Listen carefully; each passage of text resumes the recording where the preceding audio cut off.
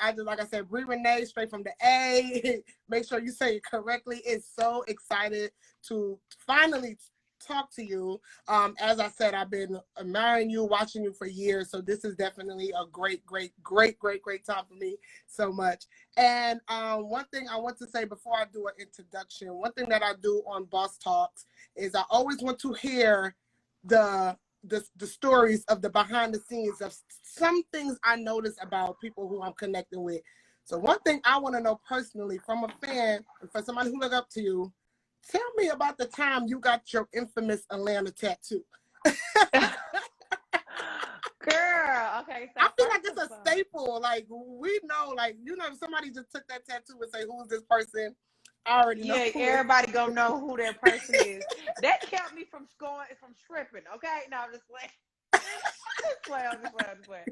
No, but for real, I got the tattoo because, of course, I'm born and raised in Atlanta, Georgia, and a lot of people don't know this, but when I first went to college, I started off at HBCU. Shout out to Grambling in the building. Grambling in Ruston, Louisiana. So if you've ever been there, or most colleges are in small towns. So when I went to this very small urban, it wasn't even a city. It's like, you know, it's literally the only thing there is Grambling University and Louisiana Tech and a Walmart. That's it. So just to go from being born and raised and come from a family of entrepreneurs to a very small country town, I'm like, you had to represent. Girl, and then everybody, but it was the mindset. It was the mindset that made me feel like I gotta represent. I never realized, this is back in high school, you know, going to college as a freshman. I never realized how privileged I was to be from Atlanta because of the entrepreneurial spirit we have, the forward thinking and stuff like that. So when I would tell people, yeah, my mama a lawyer, my family owned the Blue Flame, at college, they was like, girl, stop lying. Girl, like, you know how it is. But I was mind blown. So when I went back home to Atlanta, I was like, y'all, it's nothing like my city. Like, I gotta rep for my city. So in college, freshman year, went and got this tattoo, girl. And I didn't, at the time, I probably shouldn't have did it. Because it's big, especially with acting. It's ghetto as hell. But like you said, everybody knew me from the girl from the A at Grambling, the girl from Brii from Atlanta. So then when I came and I started my career, of course, it was Brii Renee from the A, and now it's just like a staple piece.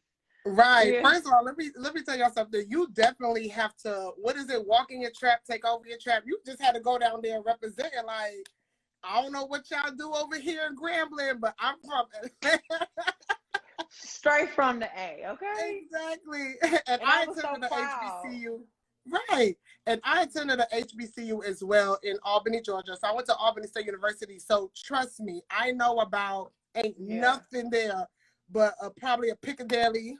A little right. Girl, we had Canes. That was it. I'm so happy I got that exclusive background on the tattoo. Now I try to find it myself. I said, you know what? No, I'm a ex Brii. I can't. Nobody ever asked me that either. Nobody ever asked me why I got the tattoo or where you got that from or how.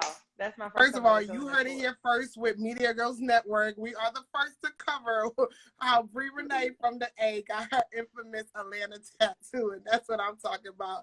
Everybody, without further ado, we have Brii Renee, as I stated, we have the girl boss, girl hustler.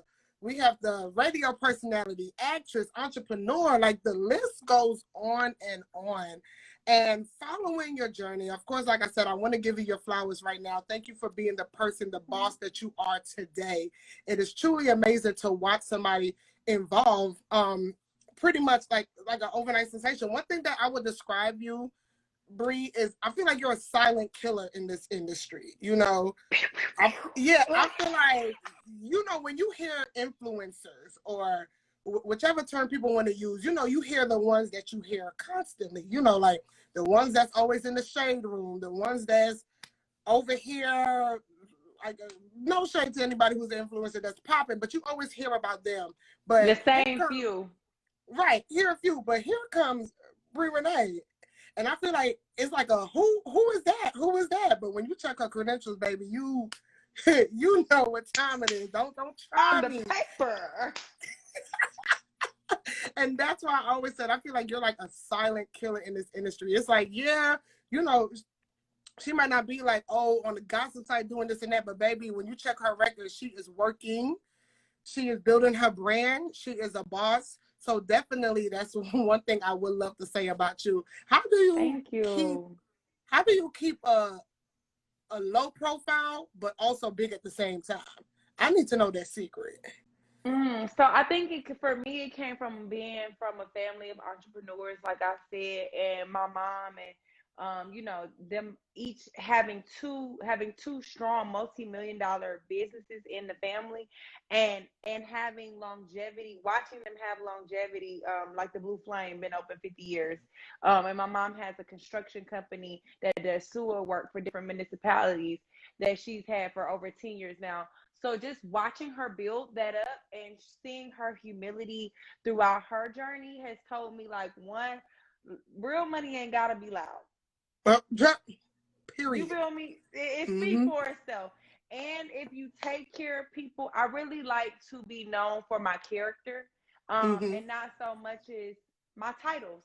Because Okay. regardless of where I work or what I'm doing, or I want to be known, like, no, that's a solid individual. She is who she is. You know what I mean? And so I don't even lean into boasting or bragging about accomplishments or titles or, you know, promotions or certain things. It's like, yeah, I did that. Now on to the next, because I'm really in this for a long haul, and I'm looking for longevity. So I think a lot of times you have to always keep the end in mind and know that this is about endurance, and you're going to have small wins. And for sure, celebrate your small wins always, no matter what it may be. You know, whether it's, sometimes I celebrate with just a story. Y'all, I got a role. You know what I'm saying? Look at me. Yeah, I got booked. Or it might be something as, like, literally, I got booked for a role on Friday. I celebrated by making a story on Instagram and then buying more books for my craft. You know what I'm saying? Just knowing that you ain't there yet, and like remembering what the world was before social media. Like, you know, I'm that middle age, that millennial demo. So I remember life before social media, and Instagram wasn't out till I was in college. You know what I'm saying? So I lived a good time without Instagram. So remembering that half of the shit that we be, excuse me for cursing, but Go ahead, girl. yeah, half of the shit that we be celebrating on social media really didn't mean nothing in real life before this. And so having, like, I'm just focused on building a firm foundation, and like really building, like I said, for the long haul. And so you can't get hype. And as far as staying out the blogs, I never wanted to be tied to a man in this career. So no matter who tried to talk to me or who was in my DMs or who I went on dates with, you'll never know, because if they didn't make it, they didn't make it. And they're not going to, I felt like, I always felt like it's me. Like, why would I give you credit off my name? Bump trying to get credit or a boost or off of his name. Why would I want you? I don't want that on my name. So I feel like that keeps me out of the blogs, because they tend to usually just care about who you dating or dealing with. Exactly.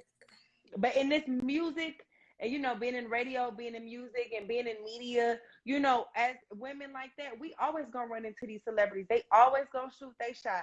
And I don't never want it to be like, oh, she got to this point because in her career, yeah, because who she was dating. No, sis.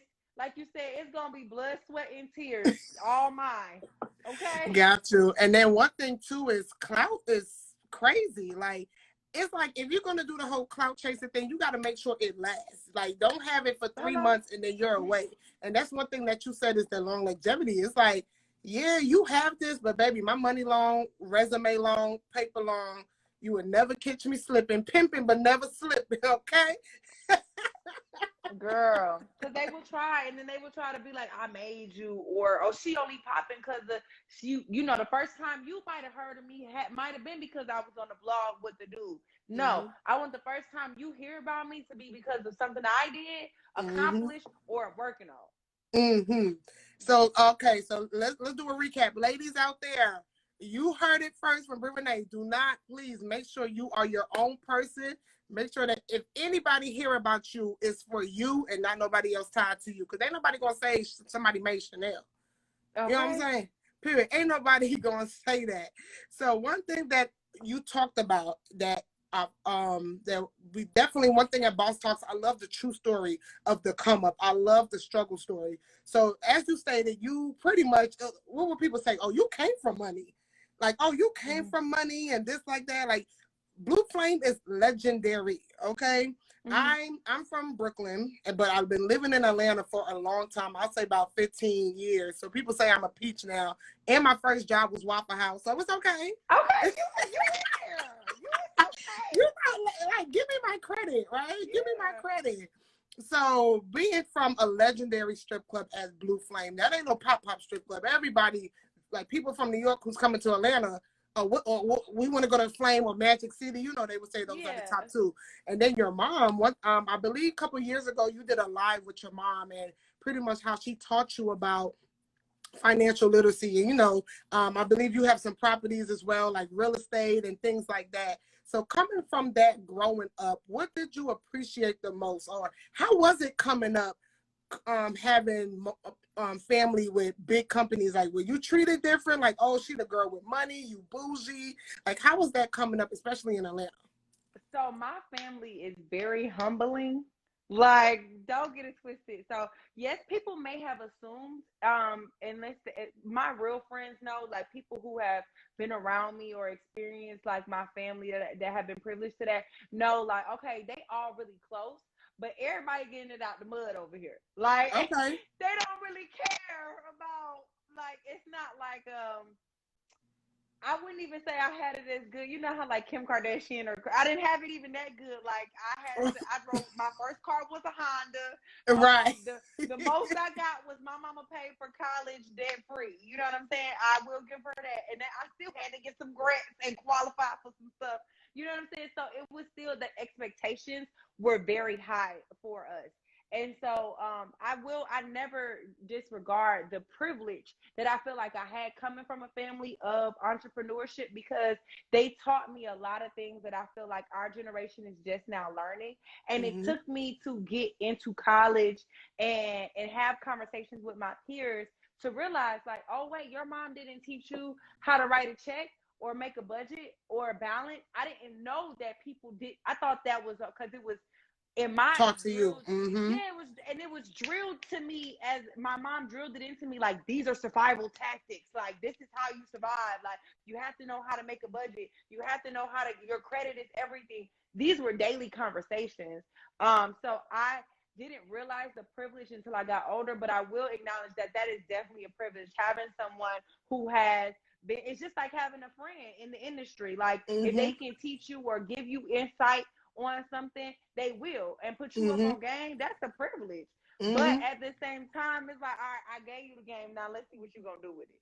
Like, you know what I'm saying? And so I've never been, because I have had people, of course, you know, talking, have heard stuff like, oh, her family, it's easy, she ain't gotta do nothing. Ain't nobody pay no bills over here, okay? I know, you know what I'm saying? It ain't that sweet, you know. But it is a benefit to having the knowledge and just seeing, like, it's seeing my mother build her business, and her be a serial entrepreneur, because my mother was a public defender when I was in school. She worked for the city of Atlanta as a public defender until I graduated high school. So that ain't no, everybody know that's not no high paying ass job. So but while she did that, I seen her sell dirt. I seen her, like, literally sell dirt to people who did construction. I seen her start she had S&E auto sales, where she sold cars from an auction. Like, she started all of these businesses while she worked her 9 to 5. Some of them were more beneficial than the others. She also built houses and did things in real estate. She was a hustler. So I watched her hustle until she found, and have business after business after business, or venture after venture, until she found that one. And she didn't find that one until after I got out of high school. So it was like, it gave me the stamina I feel like to realize that it might take you 30 years to figure out what that thing is. But baby, if you be patient, you know what I mean? I'm getting chill bumps. If you just Girl. keep going, you never know what it's going to be. And that taught me too, don't be afraid to pivot. Don't be afraid to reinvent yourself as many times as you have to. So yes, it was a privilege, like I said, to get certain entrepreneurial lessons and life lessons and financial lessons from a firsthand exposure. But I got to pay these bills. I got an Airbnb, like you said. I'm over here doing real estate. I'm at the radio. I got more jobs than a Jamaican and a Mexican put together, okay? Okay? And one thing that you said before I move on, like one thing that you said that touched on is look how you witnessed your mother, like, even though for granted it was businesses, it's survival skills as well. You know, when one door closes, hey, I'm not about to sit here and cry. I'm about to go ahead and pick up another one. And I love how you mentioned it doesn't matter if it takes 10 years, 5 years, 30 years. You don't know how long it's going to take you for you to reach that peak up in your life. So people out there, definitely do not give up. I know most of us, or I know I'm in my 20s, late 20s, and I'm over here like, oh, I'll be 30. I don't know what I'm going to do. This is, girl, I'm we be already thinking we ain't got it by 30. ahead. I was looking at my mom life, like I had to take a step back, and I'm like, damn, she driving in Bentleys or Rolls Royces and living in this mansion, got a pool in the backyard. And I'm like, wait, but she had me at 30, and I seen her get that stuff. You know what I mean? So I know that it damn near took another 30 years to get it. But she's living, and she's not old. She's enjoying it. So it let me know, okay, at 30, I have no kids, and I have a couple houses, and you know, doing all right. So I'm doing better than where she was at her age. Exactly. You know what I mean? So it's gonna come. It's just gonna take time. And I think that social media has kind of like tainted it for us, because we see people make $1 million in a day, or you know, do these numbers in a year. Right, girl. And we be like, damn, where am I at? Yeah. You like this now, you got 18-year-olds making bank, and I'm like, what is going on? Where's mine? That's how you be. Where's mine at, Lord? I've been working real hard for damn near 10 years now. We be thinking that's it. And it's like, no, sis, it takes time. It really does. And real wealth, real success that can be generational and passed on, takes time. Gonna take a look. It's gonna take a little bit longer. Definitely. So shout out to Mama Brii Renee. Shout out to the family, definitely and first of all, it's a blessing to even have those skills and knowledge brought to you at a young age. I know most of us don't. Most of us don't learn until now, but at the end of the day, a lot of people do get the information and don't do nothing with it. So you took that advice, you took everything and definitely ran with it, and you are the woman who you are today. So with that being said, like I said, you being in the Blue Flame, I know you was waitressing there. What was the moment where you was like, I want to be in media, or I want to influence people, or hey, I want to model? Like, what was that idea coming from? Did that inspire you in the Blue Flame, or have you had people tell you, oh, you're pretty, you're cute, you know, like where everything came about with your career? With me, I would say it's a couple different moments that happened. So for one, when I was in high school, I used to have a reoccurring dream that I was on radio. I used to fall asleep listening to Jelisa Raquel. She did the Quiet Storm here in Atlanta. Yes, girl. And I would go to sleep like that. I've always loved music. So I would go to sleep to my radio every night. And when I would be asleep, I used to have this dream, probably like I had it so many times that it's so vivid in my mind. I would see and I had only been in the radio studio once, because I won tickets to see B2K. So it because I used to win shit on the radio all the time, but I won those tickets to see B2K and meet B2K at the time B103. So I went into B103 as a kid, and so I remember seeing that studio, and I used to see myself in the studio doing radio, but I would hear Jelisa Raquel's voice. So that I kept having that. So when I went to college, I kind of didn't know what. I felt like I ain't got no talent. I don't know Everybody my mama be telling me, shut the hell up. I talk too much. And I was going, so I was like, I keep having this dream. Let me just do media, right? I had already acted as a kid. I had been in Barney, and quit. I did Barney. a couple episodes of Barney as a kid. My mom had me and my sister in like modeling and acting. I did modeling competitions at like 5, 6, 7. This is all under 10. So I kind of don't count that because I don't really even remember half of that shit. But after having that reoccurring dream, I went to college, got my degree in media and film, worked a 9 to 5 for a marketing company for about a year and a half, decided that wasn't for me, then started waitressing so I could figure my life out but pay for my bills, right? So while I'm waitressing, I go on the weight loss journey. I lost 45 pounds. And because of that, of course, you start to get different attention and different. I always knew rappers and all these people because I was the flame. My mom ran the flame, so most of the time, if the rappers and the celebrities, they knew that so they would be like, give me Brii, because they just felt like they were using right. Like You I know, wasn't going. we know the family. I want the family. Yeah. Like I want Brii. She gonna give me a hookup. No, I still want them coins. No, but during that time, to keep it real with you, Future had a conversation with me, and this is before Future pop. This is probably like 2014. Ooh, this was before Dirty Sprite. This is before Dirty Sprite. This is like 2014.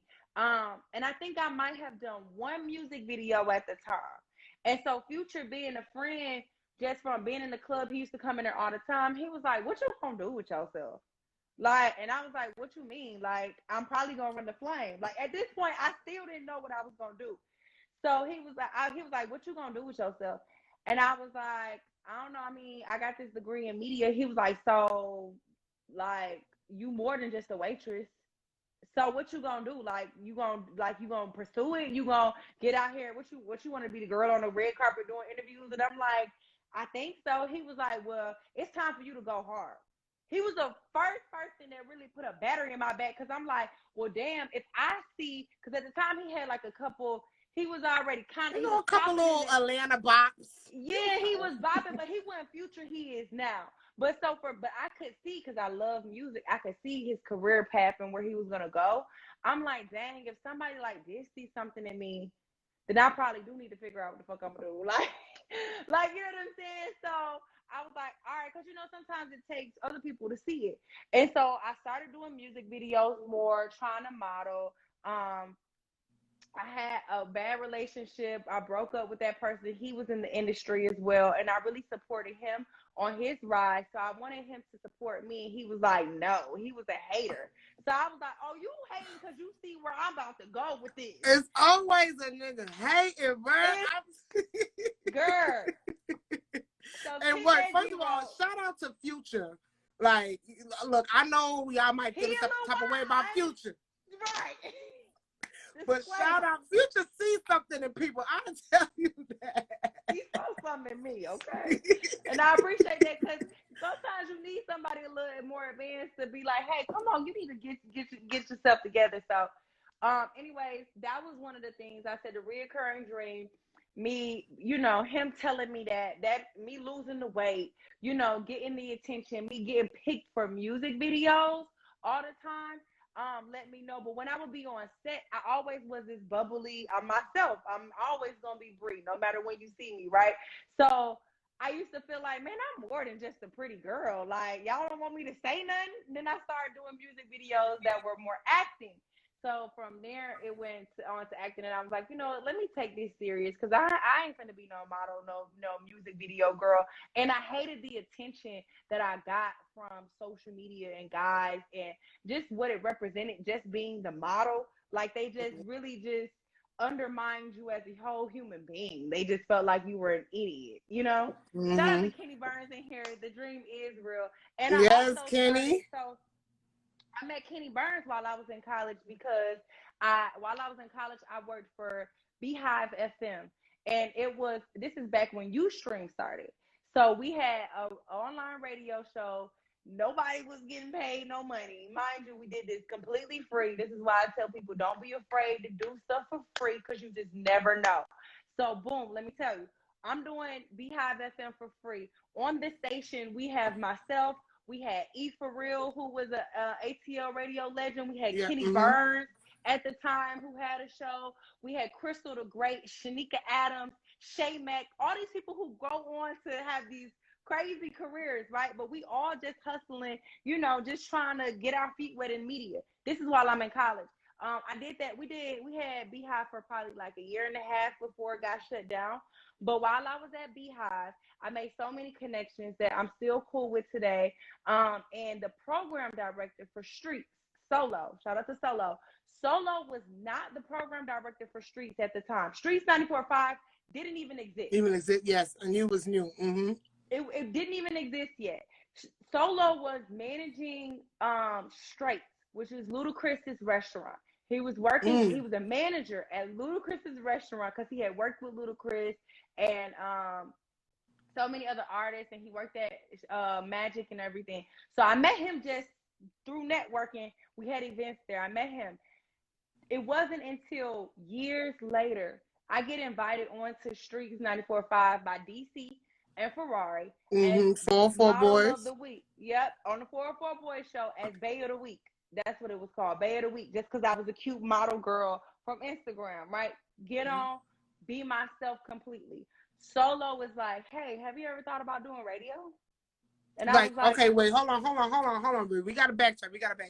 So you met Solo how many years prior to you coming on the show? Probably, I was in college when I met Solo, so I was probably like 19, 20 when I met Solo, and I was not invited on to the show till I was like 26, 27. So I want to say a good 6, 7 years. Wow. Okay. So look, at least 6. And look how that college days. And if I'm not mistaken, you left Grambling and went to Georgia State, correct? Yep, I left Grambling after I did one semester into my sophomore year at Grambling, came and finished at Georgia State the rest of my time.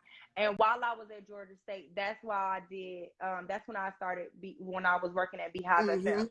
And again, that was a free opportunity that I showed up and I gave my all every single day for a year and a half until that was closed. But from that year and a half, I have met connections that have carried me 7 to 10 years later. You know what I'm saying? You just never know. That's what. Excuse me. That's why you can't be rude to people. You gotta always be polite to people and be yourself in every room, because your light will open doors for you. You know what I mean? Your light will make room for you, and it will stay on people's mind years later. So yeah. So did you know Solo was the program director at that time, or you just popped up on the show like, "What's up"? No, I didn't know Solo was the program director at all. Okay. I didn't know what Solo was doing. I was like, wait, ain't you from? And he was like, yeah. He was like, you don't remember me from when I remember when you was on Beehive. And I was like, damn, like, what you doing in radio now?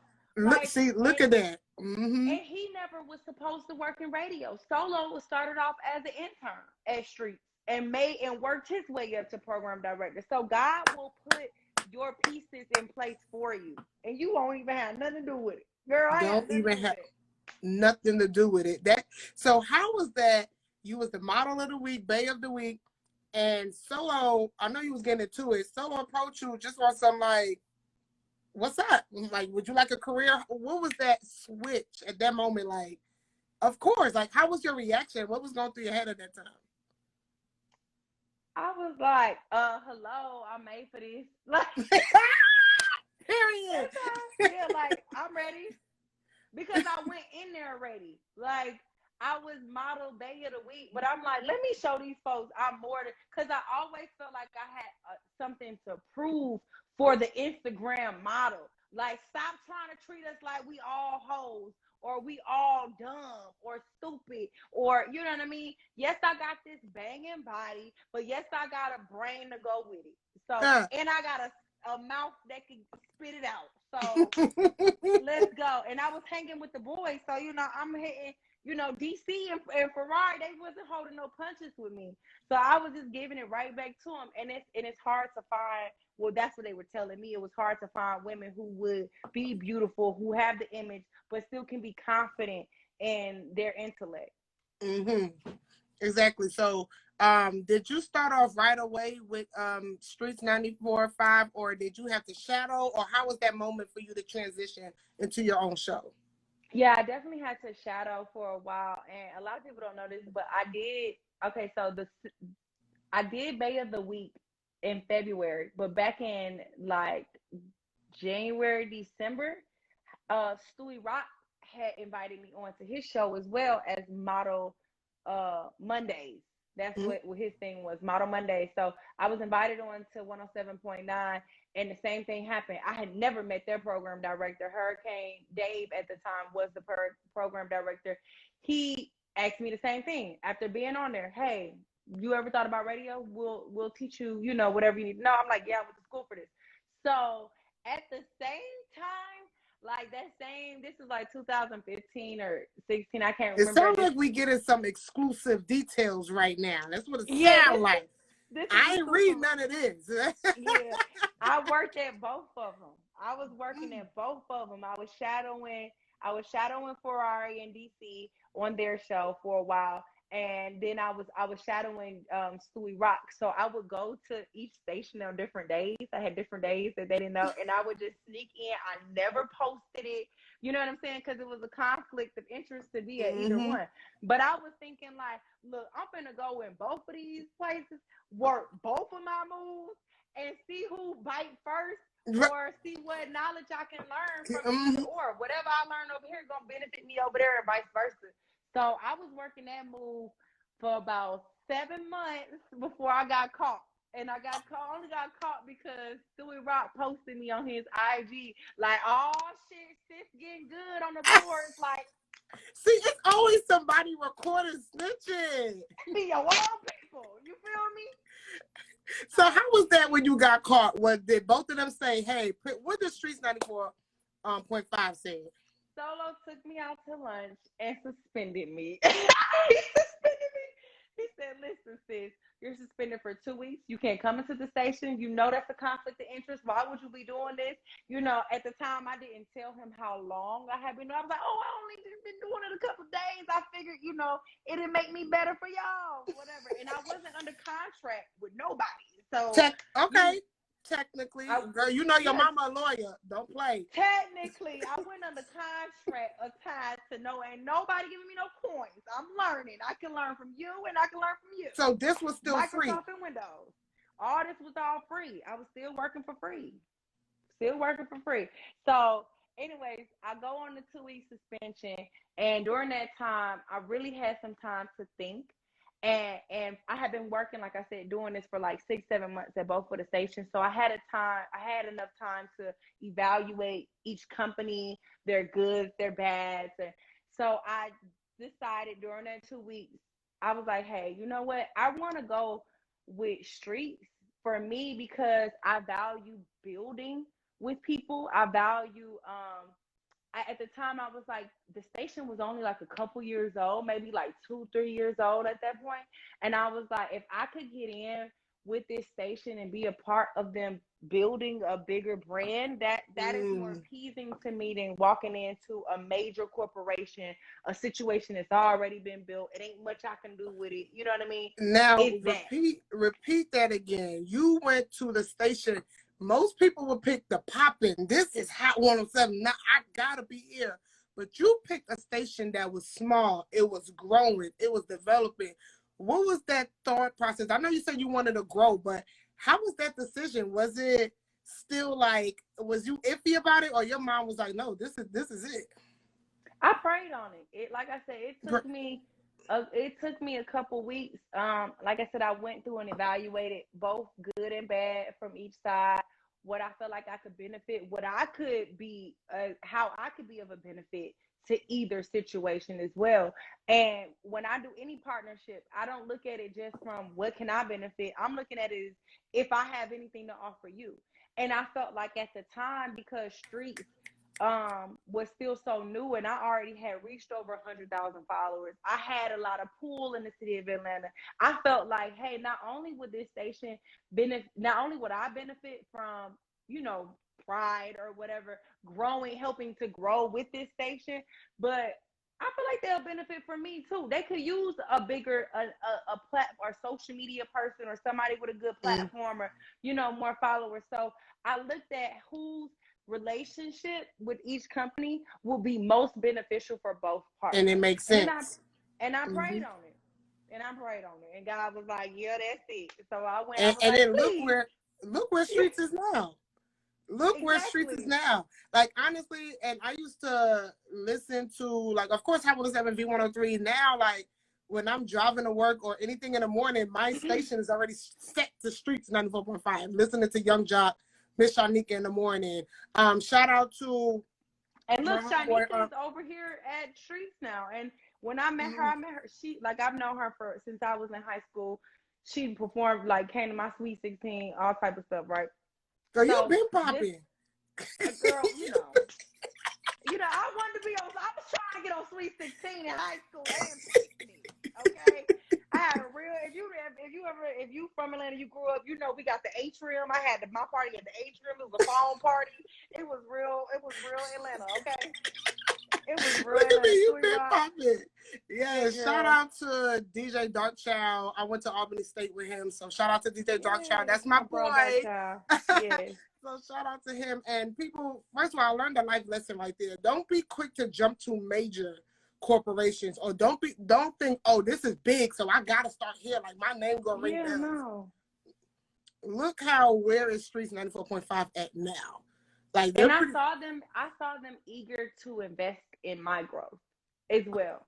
I felt like it was more of a family environment.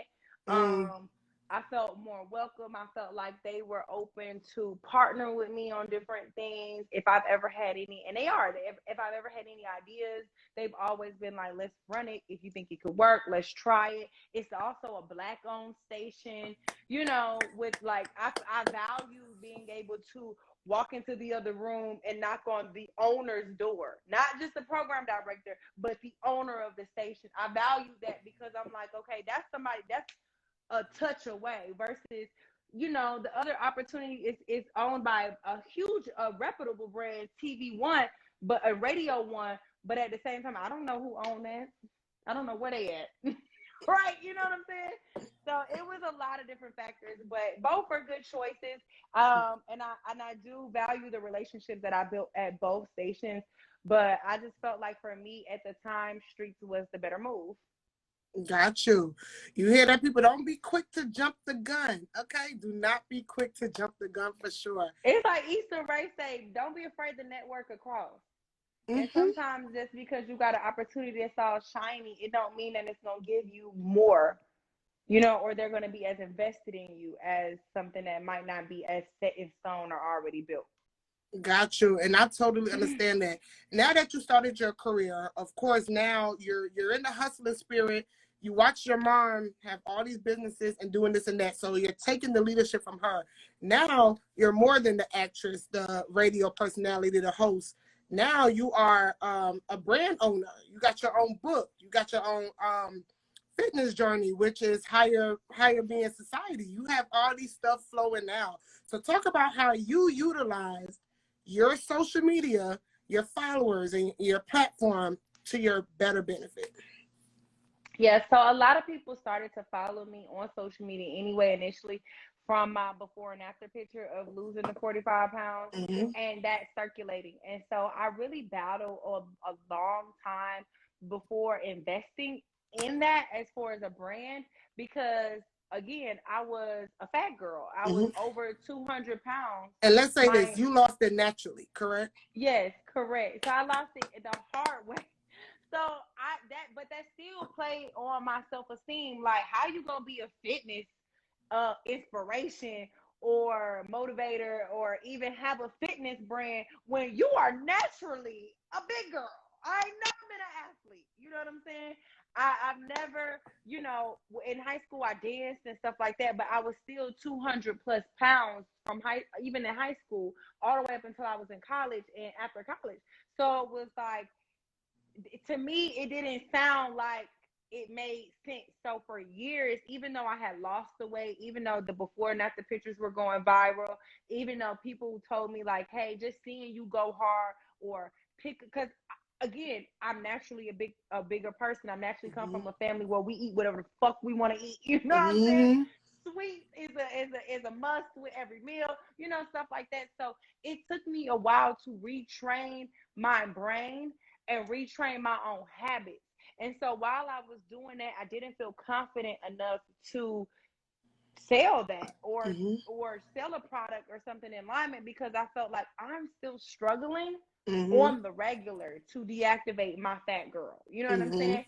And so it wasn't until again, trying to start a brand. I had a previous brand, but I did realize after having like over 100,000 followers, I was like, girl, what's the point of having entrepreneur mindset and family? What's the point of having all these followers if you're not going to try to make some money off of it? What's that for? You know what I'm saying? And then as I grew, I evolved into what's the point of having all these followers if you can't motivate them, if you can't inspire them.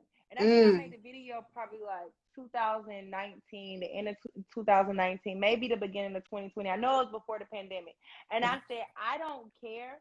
And I still repeat this. I do not care if I don't get another follower. If I can't motivate, inspire, entertain, or educate every single one that I have, why do I need another one? So at that point, it was like, all right, how do you take what you've been through, your journey? And everybody kept telling me, like, this is so motivating. I love how you keep going. You know, you gain, you can watch me fluctuate. If you go through the gram, you can see when I'm on it, when I fall off, when I get back on it.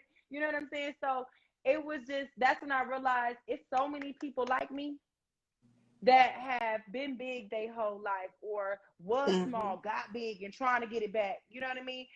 That's what real inspiration is. Like, I find your truth to be like my truth. You know what I mean? And being honest about that. And so when the pandemic hit and everything shut down and I couldn't host anymore, I wasn't making money from live events because I was on a roll making money from events. I couldn't make money from live events no more. I realized, like, how do you make money from the house?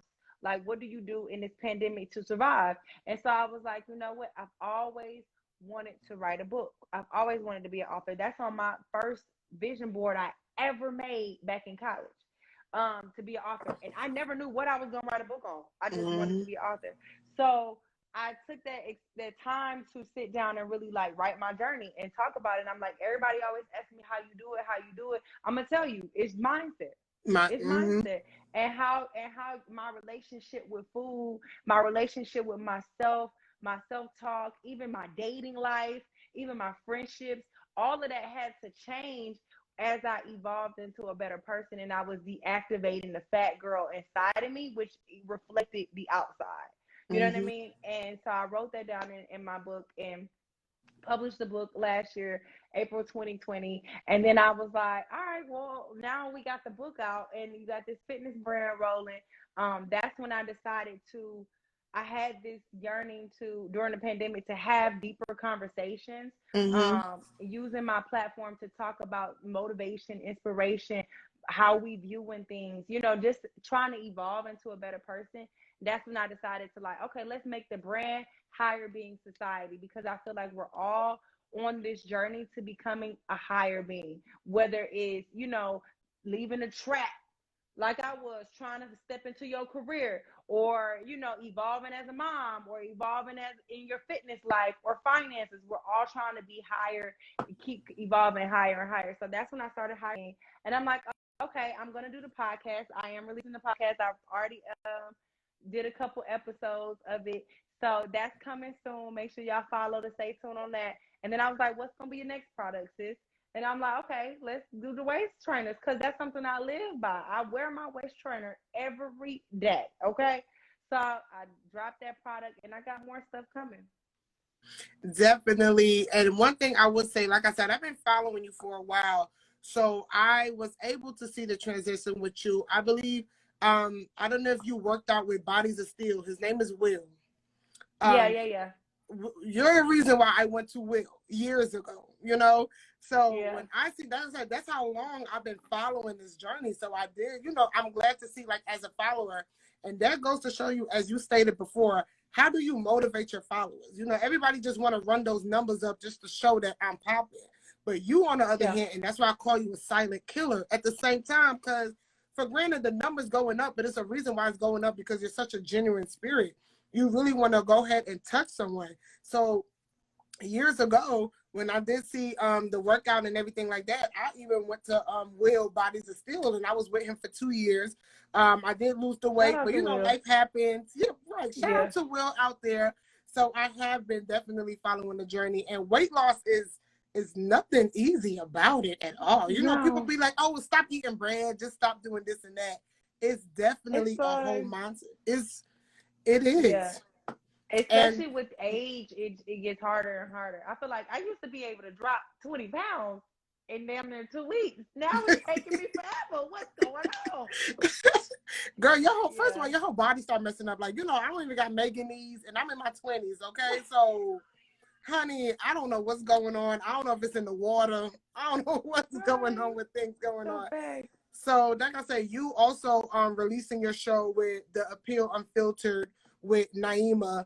That's definitely, like you said, you had a passion for music, and you're actually talking to our Atlanta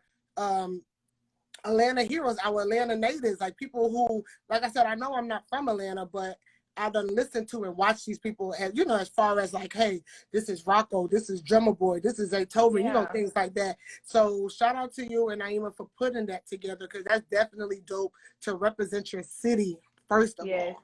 One thing about Brii, she gonna put on for Atlanta. Stop playing. You saw the tattoo? You see the tattoo? Because I feel like when I'm dead and gone, you can't mention Atlanta without mentioning Brii, okay? I definitely. So one of my final questions that I do want to ask you is, what have been the biggest hurdle for you in both entrepreneurship and the entertainment industry, and pretty much your, you know, like your life? Like, how does everything balance for you? My biggest hurdle has been me.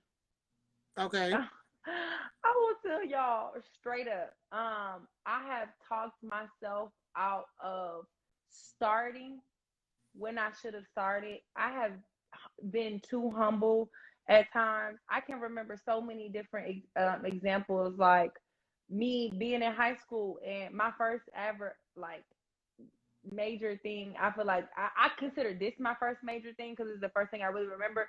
Was I was a extra in Diary of a Mad Black Woman by Tyler Perry. And I remember thinking like, wow, I really like this, but they'll never, and I was over 200 pounds at the time. And I remember thinking, I'll never be able to be on camera. Mm-hmm. I'll never, I literally was telling myself this in high school, like, you'll never be able to be in front of a camera. You're too big. And it's just like, what? Like, why would you think that? Like, you could do whatever you want to do, and you can be whoever you want. And this is for anybody. Like, you can be and do whatever you want to do. You just got to believe, have faith, and be willing to work. Okay? That's literally all you need. You need this. Ooh, girl, you about faith. Okay? You about to get me emotional, girl. I'm so serious, because I was always my biggest hurdle. I was always my biggest obstacle, because the moment I made up in my mind I was going to do whatever it was that I wanted to do, and I started to pray on it, and I started to work a little bit, like, God is so good, girl, he will meet you. You ain't even got to go there. Like, we be like, oh, I'm so scared, Lord, please, I don't know what I'm doing. You know, we'll talk ourselves out of taking that first step. But if you take that first step, I promise you, God will always meet you at step 2 and pull you, you know, continue to pull you the rest of the way. So it was, for me, always, my biggest obstacle has always been me. Always. And I still fight with me a little bit to this day. I feel like now, recently, the last 2 years, I'm the most confident I've ever been. Even though I've been on this journey, you know what I'm saying? A long time now. But I'm just now getting to the point where I'm confident, I'm sure, I'm consistent, and I'm working on the discipline of, you know, structuring. We always gonna have obstacles within ourselves to continue to grow, right? That's why we're on this journey to being higher beings. every level we're going to evolve into a different version, and at every level you're going to meet obstacles in yourself you didn't even know was there. But when I tell you that God is so good, he has always made a way out of no way. He has always found me when I was lost. He has always put my plans in motion for me, to the point that it was always me. I was he was just always waiting on me, even to the point where my blessings have been made for me. They say it's like our blessings are already made for us. He's just getting us ready for them. You know what I mean? So I just feel like that's been my biggest obstacle, and I don't let it be my biggest obstacle no more, because I realized, I look back in my life like, had you believed in you just a little bit sooner, I wonder where you would be. You know exactly. what I mean? And definitely, so that's my biggest obstacle. I've been reading the comments. This interview gave me chills. It's a word, and similar to you as well. Like me going through a weight loss journey, me just second guessing, like, oh no, I can't do this, I can't do that. Well, she looks slimmer than me. I know they're gonna pick her, and come to find out, everybody loves me and how I talk to people. You know what I'm saying? How like, oh, it don't even matter. This stuff, we be thinking matter don't even matter. And that's what honestly took me long to start my media career. I didn't think I have to look. Like, everybody told me, like, Shenelle, you're funny, you from Brooklyn, you got an accent, and here you are in Atlanta. But I'm like, no, I don't look right, and things like that. So the fact that I took faith on myself, the fact that I took faith on myself, and to hear your story, and I would have never thought you even had those type of things about you, you know, just from your background, and like you said, the entrepreneurship, the family hustle. I'm like, girl, you've been there, you've been popping. I know you don't feel no type of way. So thank you so much, Brii Renee, for sharing that story. And this is what I love about BauceTalks, is definitely talking about the struggles and the testimony and everything that we have. So thank you so much for all of this. Everyone, shout out and give a virtual hand clap to Brii Renee, straight from the A. Okay, I'm virtually hugging y'all. Thank you so much. And also shout out to my team, Media Girls Network, for putting this interview together. Shout out to the producer, Neffy, Jelisa Raquel, OJ did it, Big Mo. Shout out to everyone. And Brii Renee, shout out to everybody. I love Jelisa. I love Media Girls on Tour. I really love working with you guys, Media Girls Network. You guys are always just doing amazing things for women in media. You guys, I love that you guys are always trying to educate, inspire, you know, and uplift other women to do it, because it's not enough of us. And when I tell you it's enough room for all of us, I don't care what they say, because when I started radio, the women was not nice, okay? Aside from Miss Shanika, the other ones was not nice, and they weren't trying to reach back. But I want y'all to know that it's room for all of us, okay? On them red carpets, in these interviews. And if I ever see y'all out there, you know, Jelisa know, we be like, hey sis, hey girl, come on, there go such and such, there go such and, like, we don't have to work, because the boys not working like that. The boys is, don't you see Drake and Future collaborating? Okay? Making these whack ass songs. Don't get me started. But you get what I'm saying? You could be a boss, and it could be another boss, and y'all can collaborate and do bossy things together. Okay? Ladies, it's that season. Well, we collaborate for no reason. Oh, but right. Period. Brii, you already know, Brii, we are here. We here now, baby girl, okay? So when I see you, definitely we are here. Everyone, thank you so much for tuning in. If you want to get to know Brii Renee, definitely follow her. Buy her book, Deactivated Fat Girl. Definitely support the movement. Support. Thank you so much. Love you guys. Love you. Thank you.